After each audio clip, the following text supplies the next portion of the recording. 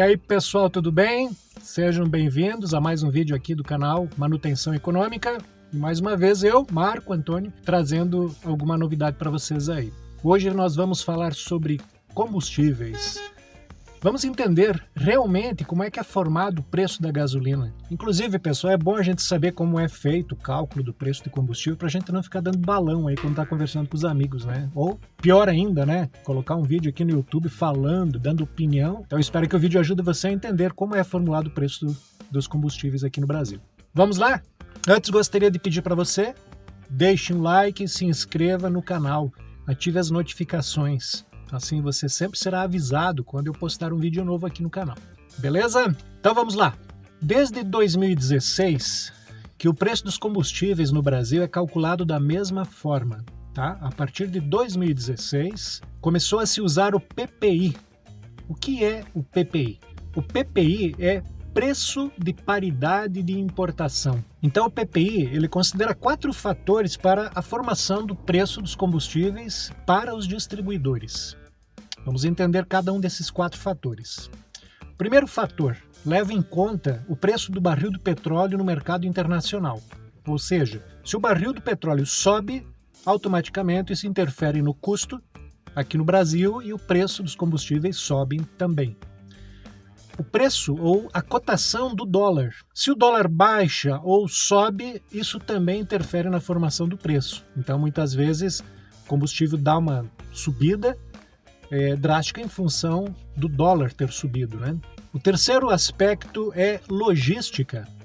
Então, assim, tudo que envolve o transporte, né, o custo de logística desse petróleo, até que ele chegue às refinarias. Então, custo marítimo, custo de taxas portuárias, né, e etc, etc. Então, se você pensar, né, desde que o petróleo sai lá do poço, né, até chegar à distribuidora, todos os custos envolvidos nisso é levado em consideração.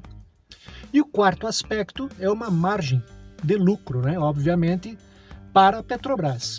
Não tem como, né, fazer uma operação dessas e não ter lucro, né? A empresa precisa ter uma saúde financeira estável, legal.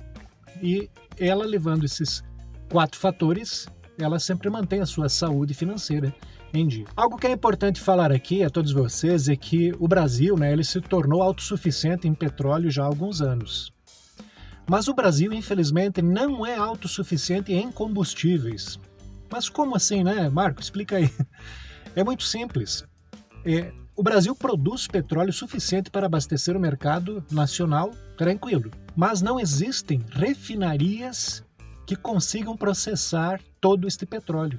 Então nós temos uma deficiência em refinarias. O que acontece? Com isso, a Petrobras se obriga a importar combustíveis. Pois bem, né? Mas antes de entender, né? Porque assim, a gente viu até agora o custo até chegar na distribuidora. Agora, da distribuidora para os postos de combustíveis, aí tem mais um monte de coisa aí que faz a gasolina subir ainda mais.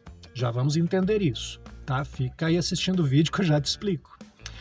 Outra coisa que é interessante falar sobre o petróleo é o seguinte, ó, a partir de 2016 ele começou a ser tratado como uma commodity de fato, né? O que são commodities? Bom, commodities são matérias-primas. Por exemplo, arroz é commodity, feijão é commodity, soja é commodity, diamante, minério de ferro, tudo isso é commodity.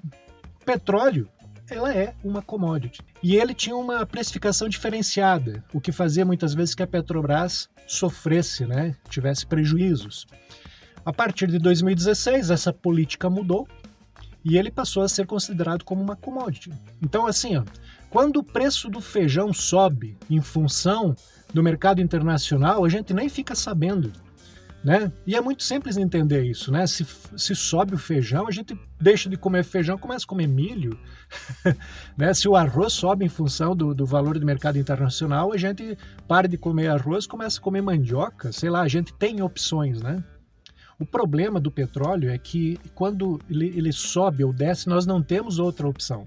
O meu carro, por exemplo, só funciona com álcool, com gasolina, ele não tem outro combustível que eu possa usar, então assim, a gente fica amarrado isso, a gente fica escravo a essa situação. Mas é justo que ele seja tratado como uma commodity, assim como todas as outras matérias-primas são tratadas. Outra coisa que eu acho interessante a gente falar aqui é sobre a dificuldade, né, e os custos elevadíssimos da extração de petróleo. Uma empresa petrolífera, ela começa a ter custos já muito antes de encontrar o petróleo, né?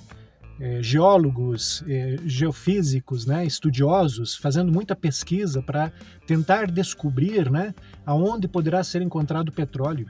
Aí, depois de muito estudo, muito custo envolvido, eles decidem fazer uma perfuração que talvez demore um tempão, né, envolve muitos custos para dar com os burros na água, né, de repente não encontrar petróleo naquele lugar.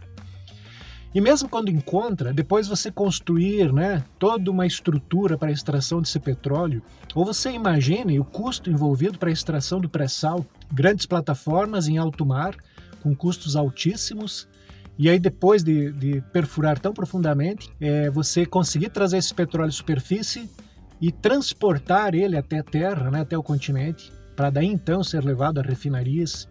Então, sem dúvida que o custo do petróleo, se a gente analisar, dá até a impressão de que não é uma coisa tão cara quando levamos em conta toda a dificuldade que é encontrar o petróleo, né? Tá bom então, Marco, né? Chega de blá blá blá. Vamos ver agora quais são os custos envolvidos da refinaria até o posto de combustível. Bem, é óbvio que existe o custo para refinar, né, esse petróleo todo. Nós nem estamos levando isso em consideração, mas pensa o seguinte, as refinarias também têm que ter sua margem. Depois disso, tem o custo do transporte, né, até os postos de combustível. Então isso obviamente faz com que suba o custo desse combustível. Em cima disso tem impostos, né, PIS, COFINS, dependendo do estado, tem um ICM mais alto, um ICM mais baixo. Inclusive, né, até que enfim uma notícia boa, né, o Senado aprovou a lei para limitar o ICM. Você acredita que tinha estados que cobravam quase 35% de ICM sobre combustível? Então, assim, era um absurdo, porque em geral se paga 17%, 18% de ICM, né? De ICM sobre qualquer tipo de mercadoria. Por que o combustível, que é um item essencial, né, que não nos dá a opção de usar outra coisa, tinha que ser um custo tão alto? Então o Senado aprovou, agora limitou, me parece, em 17%. 17 ou 18, alguma coisa assim. Digamos que fique em 17, então a gente vai poder sentir, né, isso na bomba. A gente espera que isso aconteça, que a gente consiga perceber uma diferença do custo ali na bomba, né? Mas enfim, com isso a gente consegue entender por que o custo, né, do combustível é tão caro. Agora, na sua opinião, o que é pior aí, né? Deixa aqui nos comentários o que você acha que é pior. É a margem de lucro da Petrobras, que é muito alta?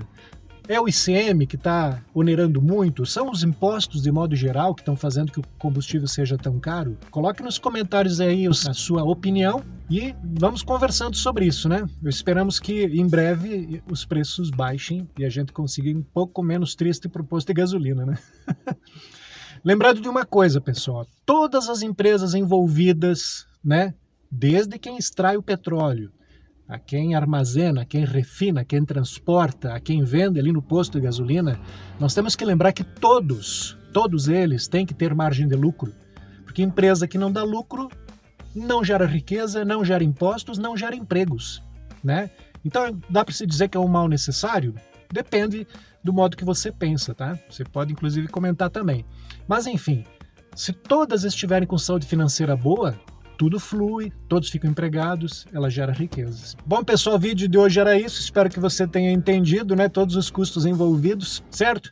Gostaria de agradecer por acompanhar o vídeo até aqui. Se não deu like ainda, compartilhe esse vídeo e se inscreva no canal, beleza? Um grande abraço para vocês aí e até o próximo vídeo.